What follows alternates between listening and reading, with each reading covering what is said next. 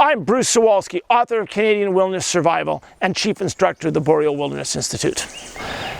And today, I want to explain why you don't have to die out here in the woods. Hey, I'm not going to die in the woods. I've got an axe or I've got a gun, so I'll be fine, right? Wrong. That's just silliness. Sadly, these heavy tools and weapons protect you from things that will rarely kill you in the wilderness. So, are you going to die if you're stranded in the woods? No, you have a choice. So if you don't want to die in the wilderness, then stick around and listen to this video. If you want to learn the real survival skills you need, then please like this video and support my YouTube channel by subscribing. So, what will kill you out here? It will be your lack of knowledge, brushing away common sense and pushing on despite the local conditions. You might ignore changes in weather as they come up or make wrong assumptions. You know, if you're serious about enjoying the outdoors, you really should have known better. Let's face it, there are buckets of survival myths out here in the wilderness, and there are even more myths in the big cities everywhere. There's also generally a poor skill level, lots of useless equipment for sale through slick ads, or that same junk is seen as props in TV shows or movies. Basically, there's a lack of realism when it comes to practical wilderness survival knowledge and skills. We need to learn how to successfully survive if we're stranded. Recently, I came up with a mnemonic that will help, and it's called SEL. Why I came up with it is so you don't have to die out here in the woods. So SEL is S-S-E-L, and it's a handy mnemonic that stands for science, skill, equipment, and luck. I developed SEL initially for firelighting, where it applies perfectly. But the more I thought about it, the more I discovered that it applies to all of survival, preparation, and how you will or will not survive if you're suddenly stranded. So let's talk about it now. So SEL stands for science, skill, equipment, and luck. Let's start with the first S, which is science. So first of all, there are the laws of physics and physiology, and you're not exempt from them. You have to understand them. You have to understand things like the science of ignition for firelighting. You have to understand the distances between fire and your shelter and fire and your body. Understand how the laws of physics and physiology apply to you in the wilderness. My old mentor Morris Kochanski said that the most important thing we can think about is the science of survival. He said if you couldn't prove it in a textbook, it didn't exist. So this is the first thing you have to learn. You have to come out here and learn the science. You have to learn the stuff you should have learned in high school or college or university. So that's the first S. The second S is for skill. So you can listen or watch like you're doing here. You could read my book or dozens of other ones. But that is just the basics of the skill, or the second S. What you have to do is come out here in the wilderness and practice. And you have to practice and practice and practice. I recommend that you go to multiple training schools to learn these skills properly. I do not have a big enough ego to think I have everything to teach you, nor does anyone else. By learning in multiple schools and from multiple different instructors, you get different philosophies, instructional styles, curriculums, and approaches that will allow you to grow and learn. You get a different look at how skills work in multiple areas and conditions that you may need to survive in. In my opinion, anyone who says that you have all the answers and can teach you all the skills is either a fool or a charlatan. As well, seek out a mentor. Seek out someone you can get help from along the way in your journey to becoming an enthusiastic practitioner or a survival instructor. Now you say, hey, Bruce, your mentor Morris Kochanski sadly passed away last year, and therefore you don't have a mentor anymore.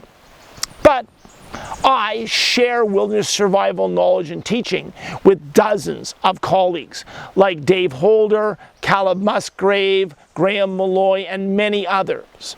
These excellent instructors and dozens like them keep me on my toes. They keep me honest.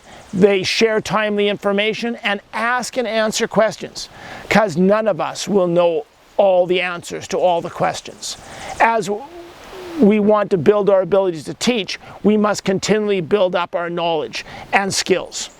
So the second S is skill. The third letter is E for equipment. Our equipment has to be practical and functional, like this Moro knife. It's got to be inexpensive, like the Moro Pro C that I have around my neck, less than $20. If a knife costs you $300, it better set up your camp like the droid from Star Wars. Because I can head out to the woods for a month for $300. What do you want, a new $300 knife or a month out here in the backwoods? I know what I want, and it's not a new knife. But also, like this knife, it has to be carried all the time. Lastly, it should have a backup if it's truly a critical item, and you need to be able to take care of it. So I carry a locking sheath and a sharpening board for it. And this is especially true of firelighting gear that will quickly wear out or get used up. I just did a video a few weeks ago on backup survival gear that you should watch. So the third letter is E, and that stands for equipment we need to carry. The fourth letter is L for luck. This is the one that's a little different in Cell. What do you mean luck? I don't need any luck. I'm so good I will never need any luck. But when you get stranded, you get in a location that you've never been to, and who knows where it's going to be. You could have good luck or you could have bad luck. I've walked into the woods and done everything in minutes because it was so easy, because everything was right there, which sadly is luck, not skill. I've had other days when it's been just miserable. So there is some luck in location. Weather. Let's say there was a giant storm front barreling down on your camp that was going to dump 90 millimeters of rain on you, and at the last minute it moved over just slightly. Guess what? That's a weather change, but that was also luck. You were not ordained to have that weather change. So changes in conditions or weather often will have much to do with luck than with science or skill, along with random help that comes by and saves you. Or like the 3 kids stranded in Frog Lake that I talk about in my book. They understood science as they did not eat plants with no food value. They had skill to build a fire and a shelter and had brought a pocket lighter to light that fire. So they had equipment. But what about luck? They survived, and survived well, by a piece of good luck that they came when they searched the island where they were stranded on and found an old pot and a few mugs so they could boil water throughout their 23 days they were stranded. And they had some bad luck in spades when it came to the search efforts, looking everywhere else but where they were, even though they had a continually burning fire that was never spotted. It's good to carry it, but if you find it, then you're lucky. The last idea on luck I talked about in the Cell of firelighting, and it's the lucky spark.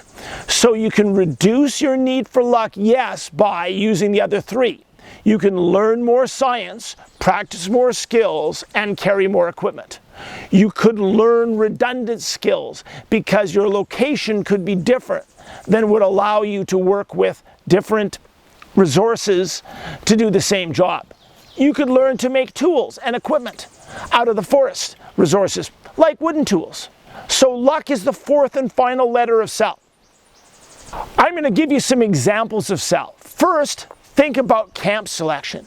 I have to go back here and build a camp. The first thing I have to understand is science, i.e. the science of north and south facing slopes, if I want to be comfortable. Second thing I have to understand is the skill I am required to have. Do I have the skills to set up the camp in this location? And lastly, do I have the equipment to make setting it up easy? If I walk in with a pack and simply pull out my sill tarp and bungee cords, then it's done in 5 minutes and living is easy. Well, where does luck fit in? The luck is, if this forest is well-placed trees, drainage, or swamp, my skill should allow me to evaluate that forest from a distance, but sometimes you cannot see everything, and often in real survival situations, you get no choice, so luck will make an appearance. How about shelter building at my camp? Well, there is science in shelter building. There are lots of learned skills. There is the equipment I might have along to help. And lastly, with shelter building, there is some luck in the material that's actually around. And is it good for the task? Well, how about walking out? Walking out can't make any difference with luck. Well, there is the science of walking out, i.e., do I have the energy and do I have enough calories in my body to make it out? Am I physically fit enough to take damage my body will sustain over that journey? There is also skill. Do I have the skills to make staff, snowshoes if it's winter, or a pack if I don't have one, to carry the gear I might have?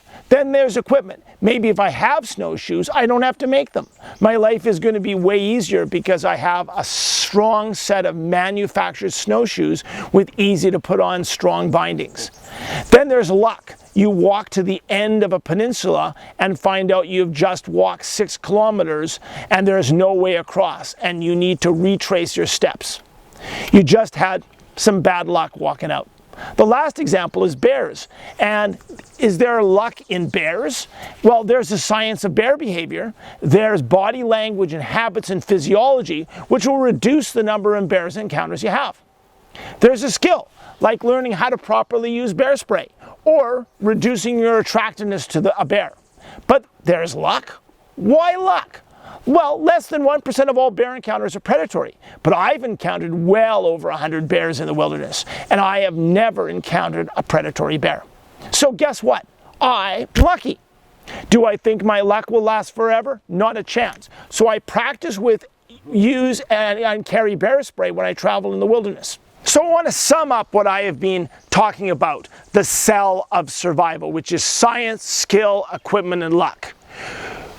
Do we need cell? Yeah, we all need to learn and practice cell if we don't want to die stranded here in the wilderness. If you like this life-saving survival knowledge that you will find on this channel, please support it by liking this channel and following me on Instagram and at the Boreal Wilderness Institute on Facebook. As well, I bring out episodes of the Canadian Outdoor Survival Podcast about 8 times per year.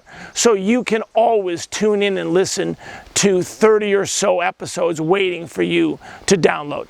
Thank you, stay safe, and if you're stranded out here in the wilderness, then stop and survive.